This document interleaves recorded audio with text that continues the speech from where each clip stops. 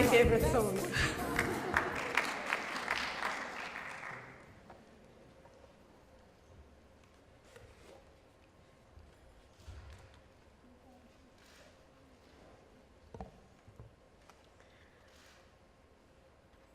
Good afternoon, everyone. I'm really thrilled to be here this afternoon to talk to you about a matter of incredible importance for the future of our country and humanity at large.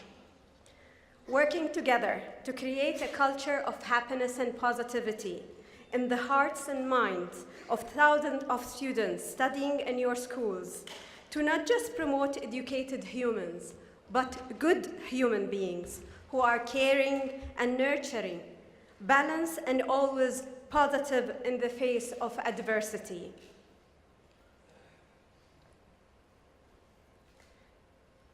Not so long ago, I was a student too. In fact, I have been a student all my life. A straight A student, in fact. And I'm here today to make a student confession, which may leave you in shock. I never liked school.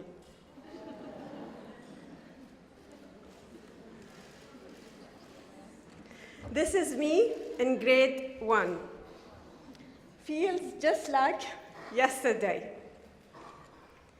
My parents, like all parents, had the highest hopes for me. And back then, when private schools were unheard in the UAE, they sent me to the only private school in Sharjah to offer me the best opportunity for the future. But I hated school. I was an excellent student, but going to school for me was a daily torture. Every morning, it was a fight to get me out of bed. My sore, red, and puffy eyes, and my parents' struggle to convince me / force me to go. I simply never felt happy in school. And it wasn't the teachers or anyone in particular. I just didn't want to be there. Eventually, my parents had to pull me out of the private school, and I went back to a regular public school, and I hated it just the same. But as you can see, I did quite well. Fast forward a few years, and here I am in front of you as the Minister of State for Happiness. I am the living proof that a positive attitude and determination can get you very far.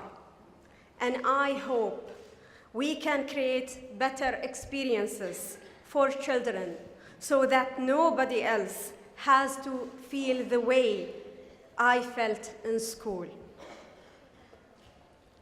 The children are our future. And with this in mind, I looked at them first for guidance and inspiration in development of our happiness and positivity identity. We launched a campaign inviting kids from all schools to answer a simple question by submitting a drawing on how do you see happiness and positivity. It was overwhelming to receive their submission, and it was also refreshing to observe so many common themes and so much alignment. The result of this effort produced the national logo for happiness and positivity.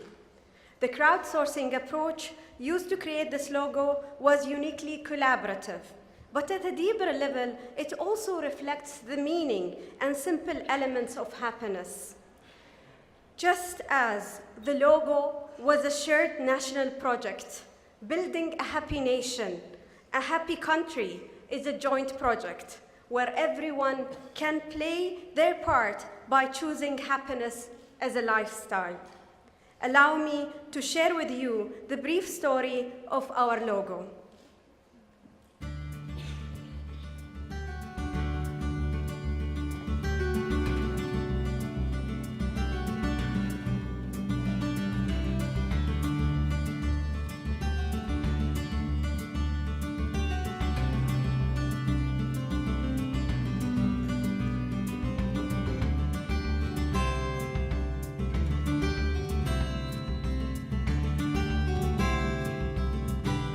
أنا راسمة رسمة عن السعادة. ورسمت فراشات شمس وغيوم. وأهم شيء على الإمارات. I drew the deserts. I drew the Burj Khalifa. We drew this together because we're best friends. رود تعبر يعني عن الجمال والسعادة. أنا دائما في رسوماتي أحط ألوان على People all around this world are holding hands, creating a big happy community called the Emirates.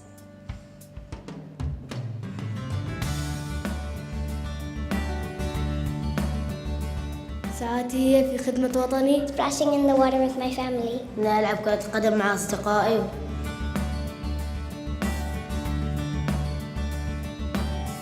أحب وطني الحبيب. أنا أحب الإمارات.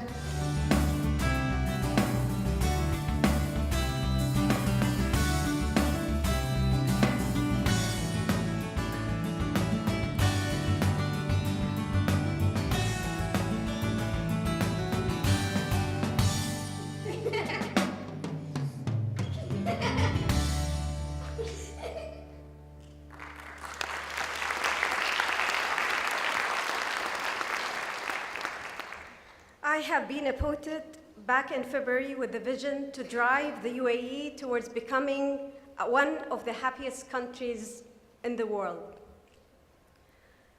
Not an easy task to accomplish for sure, but with the help of a solidly structured national program for happiness and positivity, we have embraced the challenge and have established 3 main pillars to guide us in this effort. Happiness and positivity at work, measuring happiness and positivity as a lifestyle. As you may have observed, we called it happiness and positivity, not just happiness alone. It was His Highness Sheikh Mohammed bin Rashid Al Maktoum who told me, add positivity to it. Because it might be difficult always to be feeling a boosting sense of happiness every hour of the day. But a positive person can see positive possibilities in life and is happy by default and is confident that no challenge stands in the way of achieving his or her goal. I would like you to pause with me for a moment to reflect on this wisdom. We can always choose to be positive. Imagine a future of well-balanced, well-educated, caring humans who positively react to life, no matter what the circumstances may be. As utopia as it may sound, it has never been before more within our reach than it is now. I have just recently returned from a visit to Bhutan, the country that has been originally associated with happiness because of the establishment of GNH, Gross National Happiness, as a measure to determine a country's well-being opposed to the material approach of GDP, the gross domestic product. Bhutan is a country with limited resources, yet during my trip, I was able to witness firsthand their ability and the resilience to apply positivity to shift change. We visited some schools that have very little resources available to them, but through creativity and commitment, they started a number of programs that allowed the students to be the drivers of initiatives and creators of solutions impacting the entire community around them. Let me give you some practical examples. They heard of an initiative called Design for Change, a global website that incites students to take on lead role to solve real problems through design and action. They joined the movement by applying the principles of Design for Change for some of the real issues the students were facing every day. The student decided to tackle the issue of hurtful name calling. I'm sure you're all too familiar with this problem. How many students you have had to discipline for this, and how many of you here are still feeling hurt by hurtful names that were used to tag you when you were in school. Let me show you a little video of their idea. Get these fishy guitars out. Let's rock!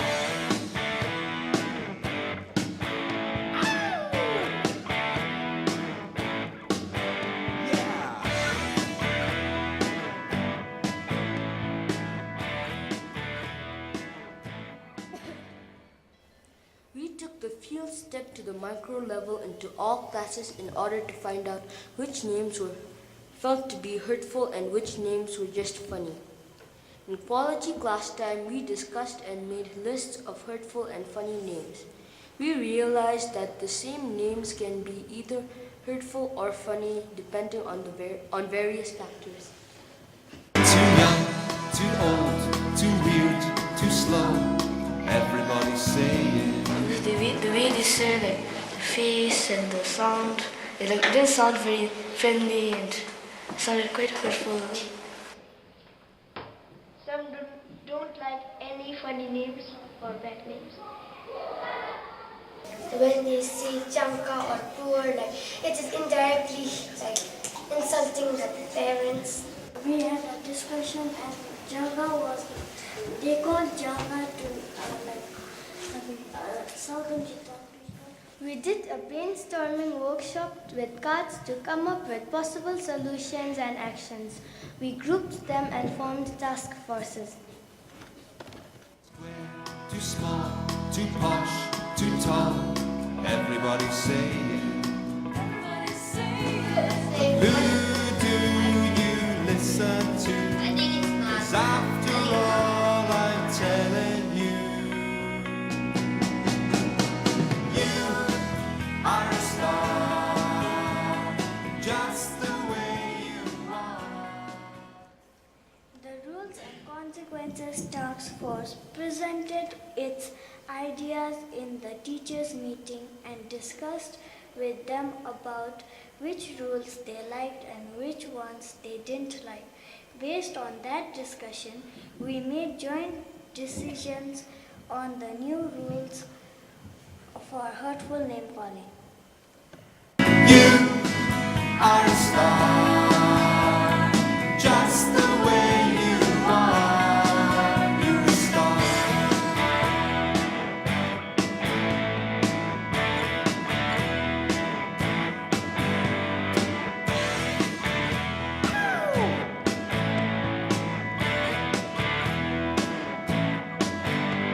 Too silly, too bossy, too smelly, too fussy. Everybody's saying.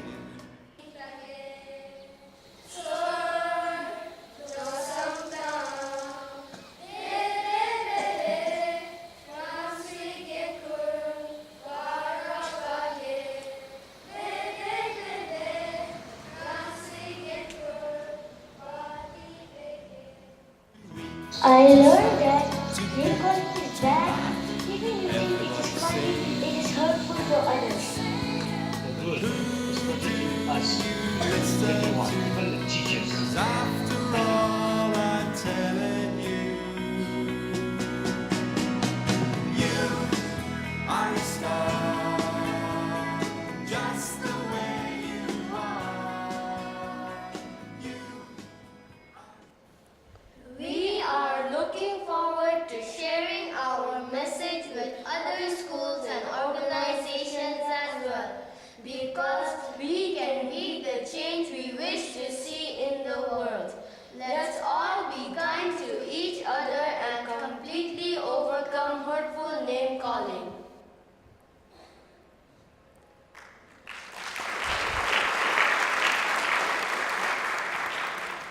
Isn't this a beautiful example of circular impact driven by students?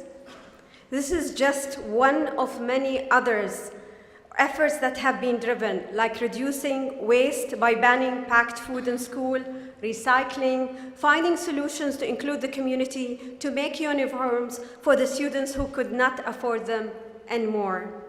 This is Bhutan, and this is just one story. But there are hundred stories from many other schools around the world which are participating in student-led problem solving and designing. Imagine what we could do and the global ripple effect of impact we could generate in the UAE through the diversity of our students and how we could inspire others to adopt similar initiatives. Here in the UAE, where our international schools demographics represent the world, we have the unique opportunity of forming balanced and caring humans that tomorrow will go out and impact positively as global citizens. I'm sure that you understand the size of the opportunity and the weight of this responsibility. This is just one initiative of many other toolkits that are already available for you to take on and implement and utilize to your best advantage. Let me share with you another story. In the UK, the Wellington School teaches students about well-being, and the impact of this innovative approach has been measured over the course of a few years. Here is the hopeful outcome of what every school could aspire and surpass. In the period between 2006-2011, when well-being was added to the curriculum for students aged between 13 and 15, academic achievements increased from 69 to 93%. This experiment was achieved through a combination of two elements: awareness and curriculum integration. To create awareness, the school invited inspirational speakers and hosted conferences on happiness education for students and parents, and modeled conversations around inspirational figures. In the curriculum, the school included 6 key elements, and each class received practical tips on how to deal with complicated scenarios that could produce conflicts and turn them into positive opportunities.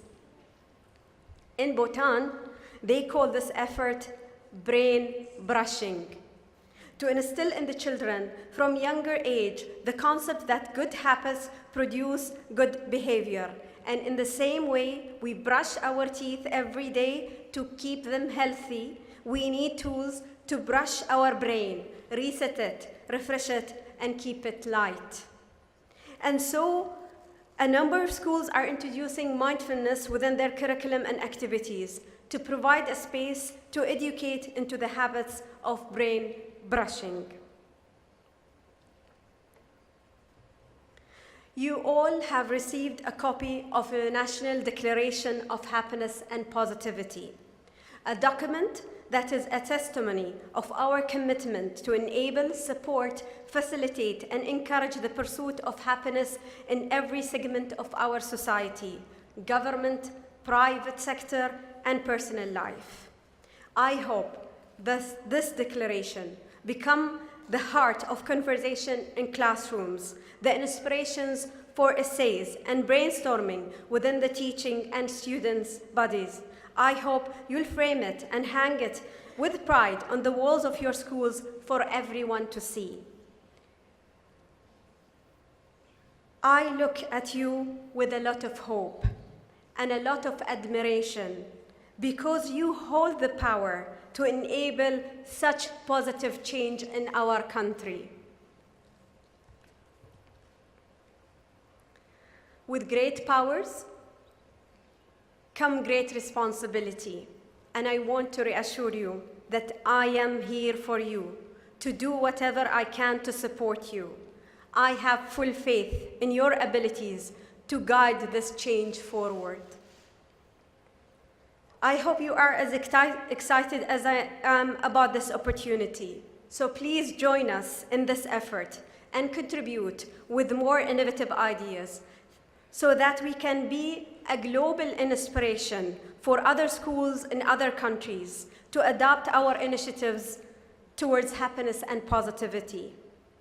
This is an invitation, not just to collaborate, but to experiment, research, brainstorm, and contribute to the creation of a new and innovative approach to positive education. The National Program for Happiness and Positivity included the creation of chief happiness officers in every government entity. These are individuals who have been identified as ideal candidates and assume the role in addition to their existing positions. They received intensive full training through our partners at UC Berkeley and are now equipped with tools and strategies to help them activate happiness and positivity initiatives in their entities. Actually, this week we are extending the same framework to the private sector too. Wouldn't it be inspiring to have happiness and positivity officers in the school system too? And have student bodies including and representing happiness and positivity at school gatherings. Science and psychology have come together with a lot of data demonstrating that it's possible to train our brain to develop positive attitudes until they become habits and natural responses to circumstances. You are the expert in supporting the education framework. You have the possibility of tapping into the science and tools available and adapt them to create a program that develops the positivity muscle and habit in your students. All it requires is a first simple step of commitment and then a lot of collaboration. We are in this together. It's our shared responsibility, and succeeding makes everyone a winner.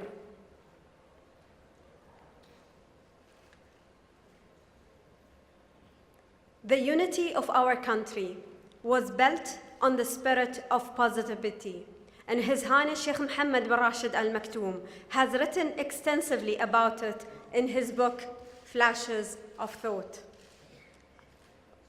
He wrote,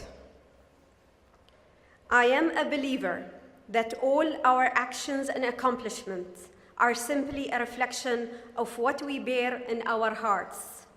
I also believe that positive energy is contagious. We can transmit it to others in the same way we can ourselves be influenced by other people's positivity and negativity." And continued, "Start your day with positivity and optimism. Positive energy is born of optimism." Today, I am here to invite you to pledge your participation to the 100 Days of Positivity Challenge for a Happy UAE and work with your students, parents, and everyone around your school community to train that positivity muscle into action. The challenge will start on November 1st, and you will receive full information on how to pledge your active involvement through KHDA and their website. If we all participate, we could be the catalyst of some important behavioral change in the education system and far beyond that. A nation that produces balanced, happy members of society contributes to the well-being and progress of our planet more than any other effort combined. The children are our future, so let's work together to teach them how to embrace it with positivity and achieve happiness. Thank you to all of you.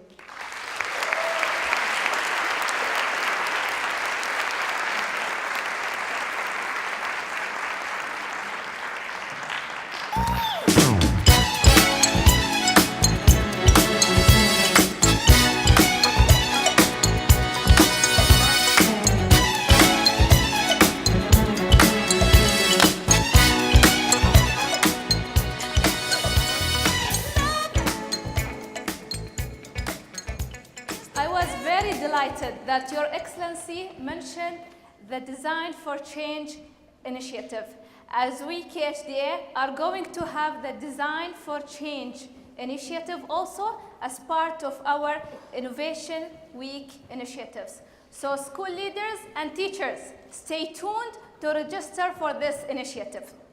And also, we would like to support your 100 Day of Happiness Challenge. And 100 Days of Positivity Challenge and to be part of it by producing our School of Hearts and Minds Happy Tool. And also, school leaders and teachers, stay tuned to receive more information about it through the school talk and also the school emails. And can we just extend our huge gratitude to our the Minister Ohood for being with us today. Your words are truly enlightening and perfectly sum up the inspirational theme of today's event. We would like also to show our appreciation by presenting you with a small gift. Her Excellency will be available to meet you during the day, during the break that will follow. Inspired by His Highness Vision theme, the theme of our next What Works is Tolerance, which will take place on Monday, 6th of February. And we look forward to seeing you all then. Now I would like to ask Dr. Abdullah and Your Excellency to come to the stage to present you the gift. Because I'm happy. Clap along if you feel like a room without a roof. Because I'm happy. Clap along if you feel like happiness is the truth. Because I'm happy. Clap along if you know what happiness is to you. Because I'm happy. Clap along if you feel like that's what you want to do. Here come bad news, talking this and that. Can we have a round of applause, please?